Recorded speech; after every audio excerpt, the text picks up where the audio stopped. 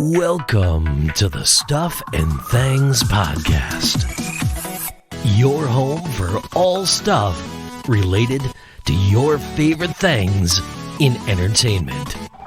Now, here are your hosts.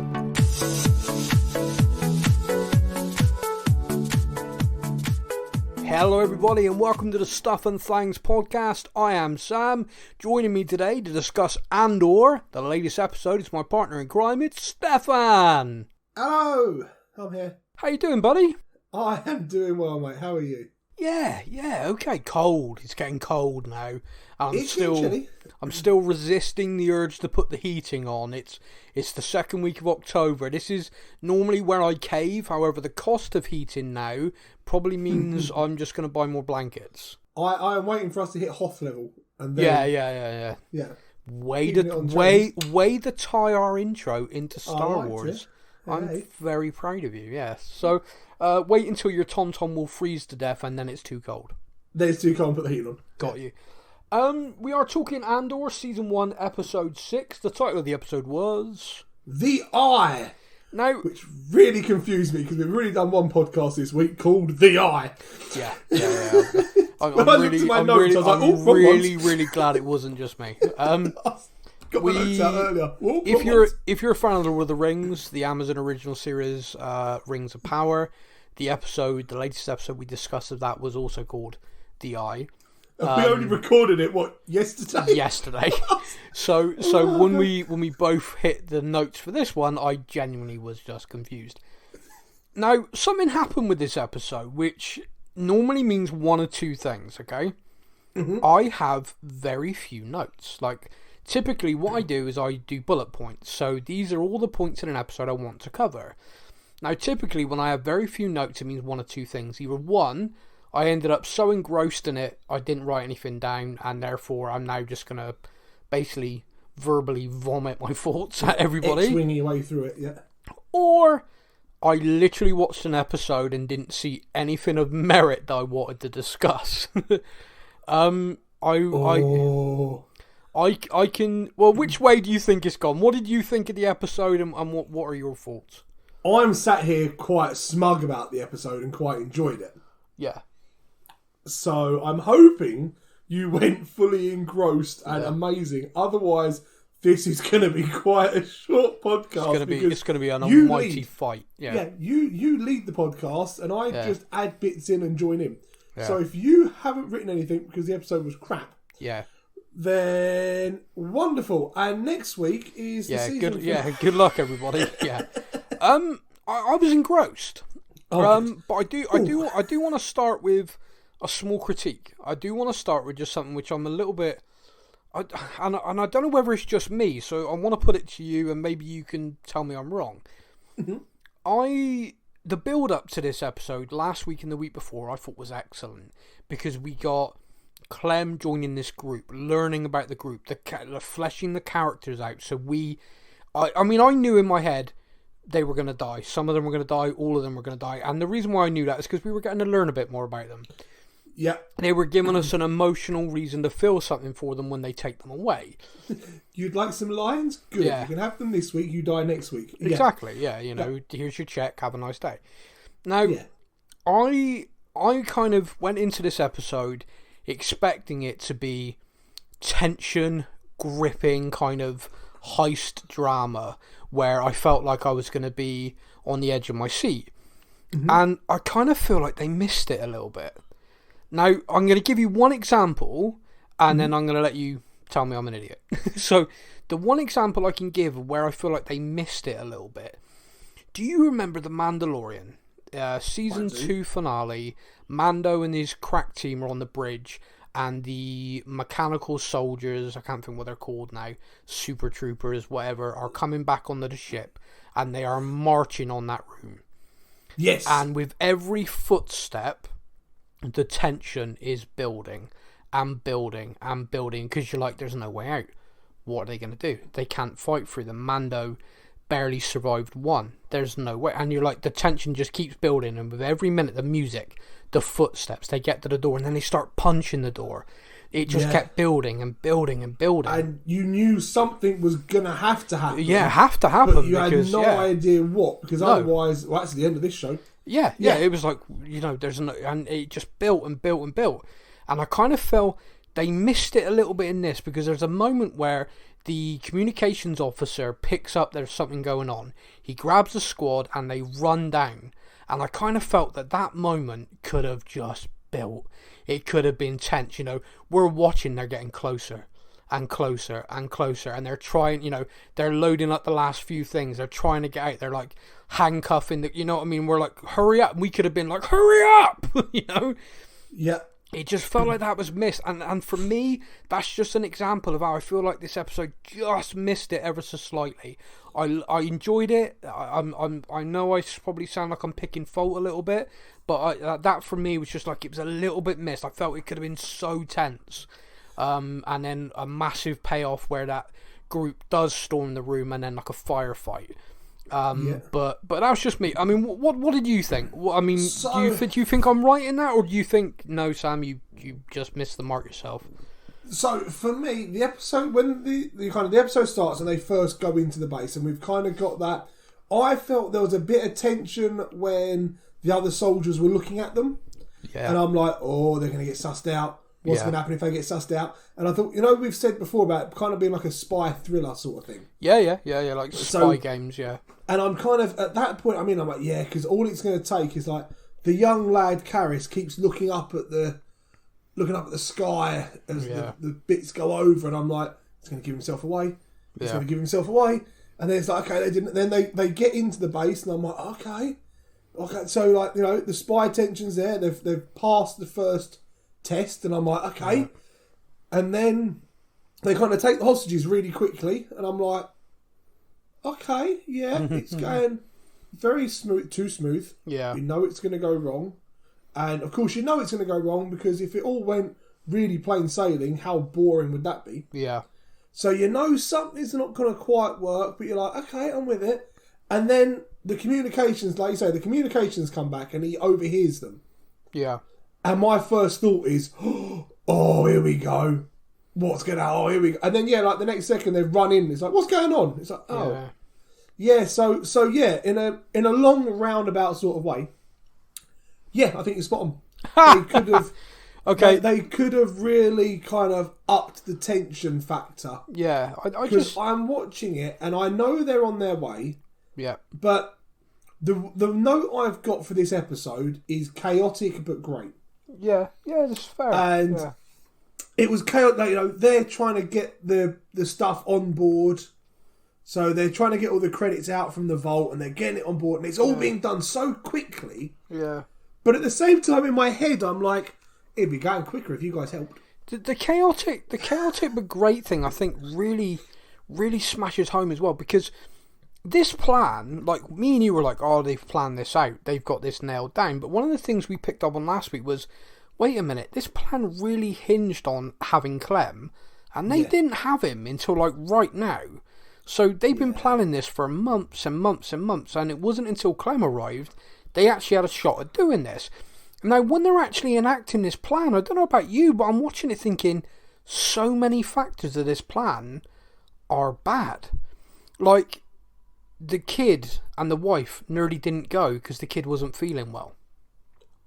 Yeah, and all of a sudden, they would have lost all leverage. They'd have lost all leverage on that officer. Now, so that is just one tiny factor that was this massive part of this plan, which... They broke into the room and the bloke's just stood there on his own with the other guy. It'd be like, oh, wait a minute. Now what do we do? Yeah, no, he ain't going to care about the other officer, and he ain't going to care about his own life, because he knows if he lets him take the payroll, the Emperor's already going to, give him a pat on the back. He's probably going to force lightning his ass.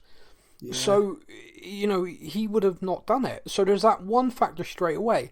When they get down there, we know that the Imperial officer on their side has set basically a skeleton crew down there. They're all playing cards. However, they then relied on them to be their labour to get the thing loaded. What if they not, what if they just refused? They would have had to have killed them all, and then that's gunfire.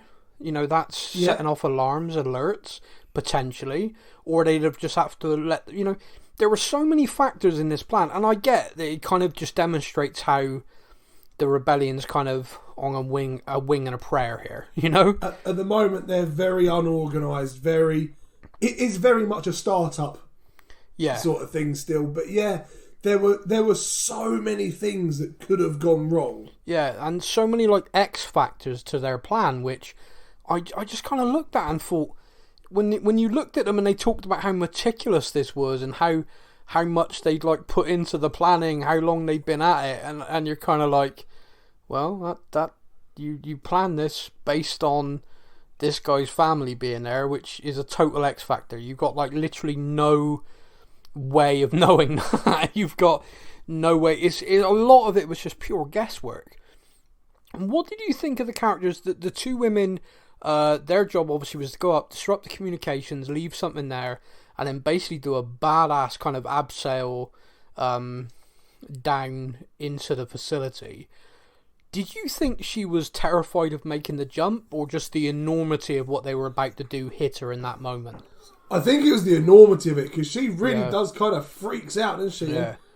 There was a thing going on between the two women characters, and I really couldn't tell if that was a romantic thing or not during this episode.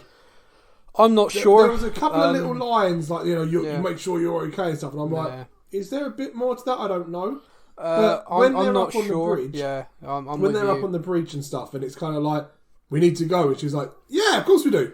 Yeah. Well, go on then. Yeah, no, definitely. I mean, she was her strength in that moment.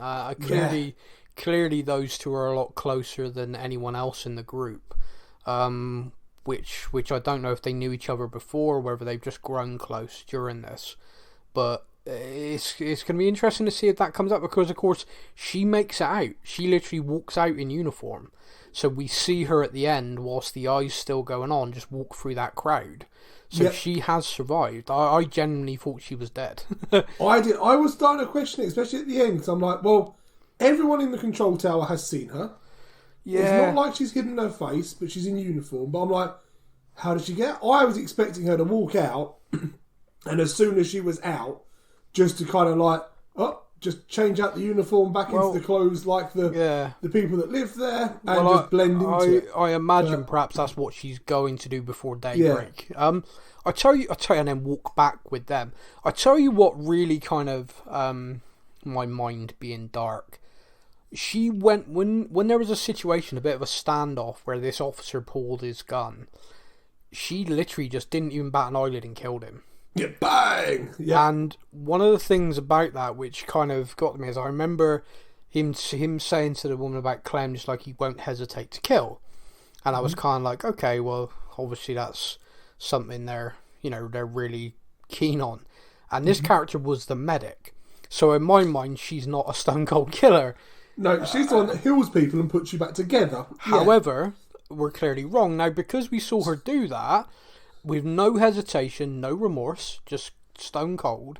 Yep. When she took the hostages, I genuinely thought she was going to kill them no matter what. There was a moment, wasn't there? There was a moment. I thought there was a scene when everything was going to go off. We were just going to see that tower and just laser flashes. Just two flashes, and that was it. Those two are gone. Yeah, and then her walk away, and I was just like, "Oh wow, that's dark." I'm guessing they're trying to toe a line here with the rebellion of still being the good guys, but at the same time demonstrating to us that they were fighting a rebellion. It's not all picnics, Yeah. So I did think that I'm kind of glad it didn't go that dark, although clearly my brain has that within it. Clearly I have a darkness. They do pull it. What did you think of the eye itself? I thought visually that was stunning. That was beautiful to watch, wasn't it? Like, I'm pretty sure I've got a new screensaver for my phone. Yeah, like, that was brilliant. I thought that was stuff. I thought they did it really well. I'm like CGI. A lot of this show for Andor, they've not filmed it within the I can't think what it's called now, where they filmed the Mandalorian and etc. What's it called?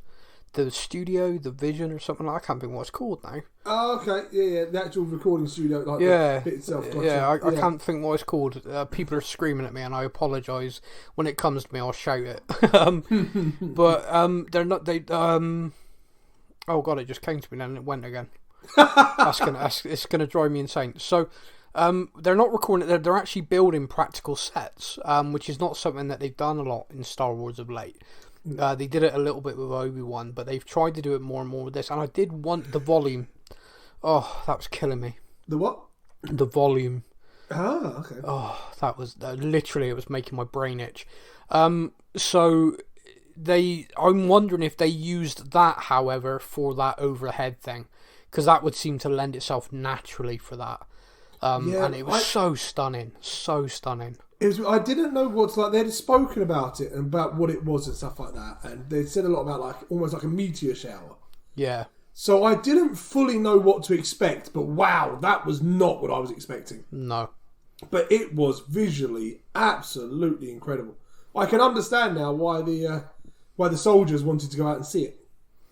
Yeah, and that was kind of a. I understand now. It was kind of a funny thing that they were all like so desperate to be out there to watch it, because they probably all heard about it but not actually seen it. I think one of the officers even commented like, "Oh, you've been here the longest." He's like, "Yeah, 7 years." Yeah, I've seen it a couple of times now, and it's like show off. Yeah. When shit does hit the fan, this communications officer does. By the way, am I going mad, or is that Hunter from Agents of S.H.I.E.L.D.? Thank you! Yes! Yes, that is who it was. I was watching it and it was doing me in because I knew who it was and I couldn't put a character to who it was. Right. Yes. Genuinely, was it him? Because I still am don't 99% know. certain. Because he had like a scene the week before and I looked and he wasn't on IMDb and I thought, oh, it couldn't have been him then. And then this week, he obviously had lines and everything. And I'm looking at him, I'm like, that is him. I know that's him. I'm looking. I mean, in fairness, IMDb gives me a massive sound department and everything. Yeah. Only about 12 actors. Yeah, it's not got him listed again. So, I don't know. If it is him and people watched Agents of S.H.I.E.L.D., then that was a moment. If you never watched that, then you're going to be thinking, what the hell are these two talking about? I'm sure it is. But anyway. I was very close to having Hunter as a name for a child if I had a boy. Well, just because of that character. It's not a bad name. The only problem is you got to be a bit of a badass with a name like that, because otherwise people are just going to give you crap. Right, when you know my full name, then yeah, it's going to be a hell of a name, yeah. It is, yeah. So, one of the things when the shit does hit the fan is obviously people start dying. Me and you had talked about we didn't think many of this crew were going to make it out. The two women do make it out. One on board the ship, one walks out, as we discussed. Corporal Kimsey. Yes, it is him. It is him. Thank you. There we go. Nick Blood, a.k.a. Hunter. There we go. We were right. Good. There we go. Lance Hunter. There we go. I feel better now. Yeah, back to the podcast. Sorry, I'm back now. Yep. So, we do start seeing them drop. The Imperial officer turned is killed. Then we see someone who we get identified used to be a stormtrooper. He's killed. But kind of like... He's almost like the leader of the group once with... Yeah. Now, once we find out he was a stormtrooper, you start going, well, it makes sense actually why he's the guy leading it, because he is the one with inside experience. He is the one who understands what they should be doing, yeah. Yeah, whereas Skeen, I watched this episode, and I'm pretty sure me and you spoke about it in the last episode, about how Skeen was the one we didn't trust. Yeah, massively. Because he just, his whole attitude and the way he did things were just off to me. Yeah, something wasn't quite on the team side. No, the way he confronted Clem, the way he reacted to Clem having that necklace, etc. It just, everything about him just didn't feel right. Now, what I found really interesting in this episode is they actually managed, I think, to put a little bit of doubt in my mind. So they've managed to escape the planet under the eye. And they've, and the poor, oh god, what's his name? Nemec. The poor kid is crushed under the weight of all these credits. Yeah. Love that kid, and I'm gutted. But Clem makes the decision we're going to take him to a doctor. So they land somewhere and there's surgery going on. Cool alien, 4 arms, awesome stuff. Love that stuff. Now, there's the bit that the doctor thing surprised me.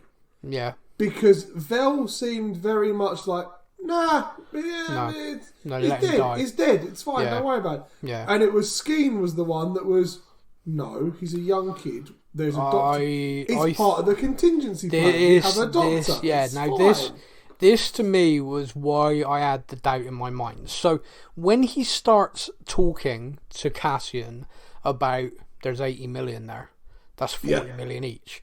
I'm like, he's testing him. He's trying to testing him because he thinks he's a mercenary. Oh, see, I didn't. I went the other way. So, but purely because of how he wanted him to land there. But then, of course, I started to realise he wanted to land there so he could take it. Yeah, he wasn't to save the kid at all. And once he reveals, I never had a brother, so his whole reason for being there was bullshit. Yeah, so for me, it was in the transporter after Nemec got crushed. Yeah. And he's the one that wants to go to the doctor. Yeah. Was when my brain went, oh, it's Vel that's played them all. Like, in my head, someone was about to have played them. Yeah. And I'm like, it won't be Clem/Cassian because he's the we know, we know in. him, yeah. We know it's not him. It could still be Luthen. Yeah. From an outside thing, he could still be playing them. But in my head, I'm like, either it's Vel or Skeen. One of those two is about to royally screw the others over. And Skeen does. Or at least he attempts to. And Andor told. Now this I would is say where he shuts it down, but he shoots it down. Now this is where I like this show. He didn't take any shit. He literally killed him. Now think about all the different shows we watch, all the different stuff where it's like, oh, I'm telling, like childhood kind of crap of, oh, I'm going to go and tell them what you said to me, or I'm going to hold this over you now, like something like that. And you kind of look at it and you think, this is, would you react like that? No. Cassian, just like, no, I don't trust you now. Bang, shot him, killed him. The other thing I liked is he then went in on the assumption that he wouldn't be believed. So he went in, gun drawn. He also didn't take the 80 million, didn't take 40 million. He said he's taking his cut that he was promised. The rest of it's is in your transporter. You take it wherever you want to go. Give this back to your friend. Yep. I'm done. I've done what I did, what I was told to do. I'm gone. Yeah. Now, what to me is interesting about that is, where the hell is he going to go? Now, me and you talked about what was interesting about the fact that they did show us this Imperial garrison being built up where he used to live. And we both just sort of said, well, he ain't going to be stupid enough to go back there. Is he about to be stupid enough? I wonder now. I do wonder. Like, the fact that he was so kind of, I've got my cut. Yeah. I don't care about anything else. I don't care what you do with the rest of it. That's up to you. He assumes that Vel is going to see the mission through. Yeah. Because he gives her the crystal and says, go give it back to him. I'm done. Yeah. So he has a faith as such in Vel to complete the mission. But as far as he's concerned, he was brought in just to get that thing out of there. He's done it. Yeah. So happy days. He'll take his credits. He'll buy the ship off the alien bloke for double what it's worth. What a nice guy. What a nice guy. I think it's potentially faith in, but I think it's also, I don't think he cares at this point. I don't think he cares about a rebellion. I think that's the other side of it.